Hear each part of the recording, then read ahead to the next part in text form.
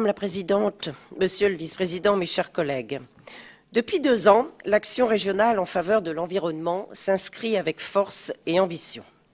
Depuis 2 ans, en plaçant la transversalité au cœur de nos prises de décision, nous avons mis en place des dispositifs dont les enjeux sont de répondre aux préoccupations écologiques et environnementales d'aujourd'hui, en cohérence avec nos compétences et en pleine conscience de la nécessité d'agir pour la transition énergétique, tout en garantissant à notre région un développement économique durable, créateur d'innovation et d'emplois. Depuis 2 ans, nous avons ainsi mis en place les plans Changeons d'air, Île-de-France propre, vélo, anti-bouchon, 1000 bus, le plan vert, les 100 quartiers innovants et écologiques, pour ne citer que.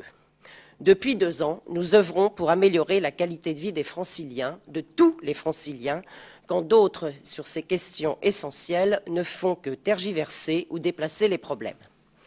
À travers ce budget 2018, nous projetons notre région vers 2 nouvelles ambitions, le développement des énergies renouvelables et la promotion de l'économie circulaire, partie intégrante du champ de l'économie verte. L'année 2018 sera consacrée à l'élaboration du plan énergie-climat, tout comme à celle du plan régional zéro déchet. Sur la politique énergétique, non seulement nous sommes la région la plus énergivore de France, mais aussi nous importons plus de 90% de ce que nous consommons.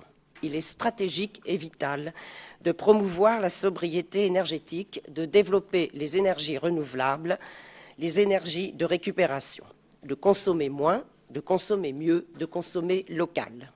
C'est aussi pour cela que, parallèlement, nous développons une nouvelle stratégie de la filière bois-énergie. La forêt francilienne constitue un gisement de bois, d'emplois et de valeurs encore largement sous-exploité. L'économie circulaire, génératrice d'activités et créatrice d'emplois durables, est désormais au centre de nos travaux. Élaborer un plan de prévention et de gestion des déchets et façonner un plan d'action en faveur de l'économie circulaire ne font qu'un. Pour cela, en tant que déléguée spéciale, j'ai souhaité mettre en place une double approche, stratégique sur les objectifs et opérationnelle sur les solutions. Il s'agit là d'un changement complet de paradigme, puisque désormais nous parlons de ressources, de matériaux et non plus de déchets. Nous prenons en compte l'ensemble du cycle de vie des produits, de la conception à la transformation en ressources. C'est un enjeu stratégique de développement de nos territoires. Une ligne budgétaire a été créée dont les prérogatives portent sur les déchets, mais aussi sur la méthanisation et le gaspillage alimentaire.